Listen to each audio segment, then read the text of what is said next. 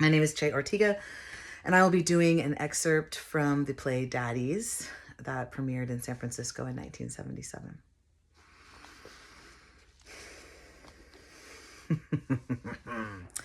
Poor old abused Saint Nick.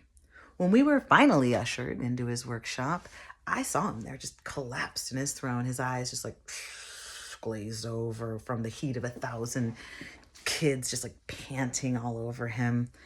I wanted to weep for the guy. The kids really worked him over. They'd stuck him with their saddle shoes and ground their bony knees into his saintly crotch. And all the while chattering about, like, what do reindeer eat? And does Betsy Wetsy really wetsy? Well, there we were.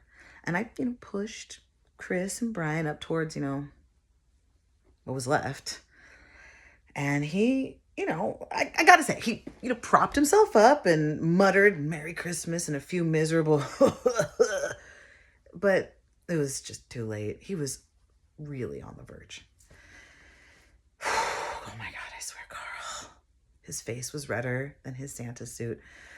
And he's going to, like, have a coronary or something right in front of us.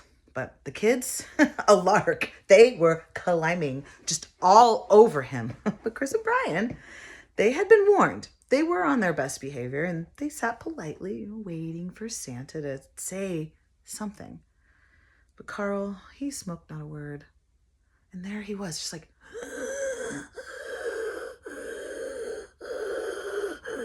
And his eyes, they moved just like back and forth, like he was trapped and looking for a way out. Oh my God. Finally, just to get the ball rolling, Chris asked Santa, how come he gets into our house without a chimney? A simple, childlike question. One he'd been asked 1,000 times. But Santa, he just gazed blankly. He didn't have the least notion what the hell she was even talking about. So Brian had to cover for the guy. Well, hey, he squeezes in through the radiator. Carl, that's a cute 4-year-old thing to say. I just began to think things might go smoothly after all. Okay, we'd made it to Santa's lap. Check. We got the candy canes, the stockings. We just need to get that picture. He'd be home free. Carl, the photographer had a hand puppet, a little pink bunny rabbit. Hi, everybody. Smile and whiskers. Have we been a good little boy or girl all year? That was a big mistake. For Brian, that was the big question. All Christmas cheer just like hinged on his answer. And I guess it was just like pouring too much for this little guy and just cracked under the pressure. And just at that moment, Brian opened his mouth for a yowl, and the shutter had to snap. Great shot. Great shot of Brian's quivering tonsils. But I was determined, Carl. I just wanted to get a nice photo for you. Carl, I'd gone through all this misery for you, and I wasn't going to leave without something just a bit better. So I asked the elf if we could just have one more shot. And he could see what my situation was, but he gets bitchy. And he says, 1 picture per family. He says, so I told him I wasn't going to wait for 4 more hours to take a lousy picture.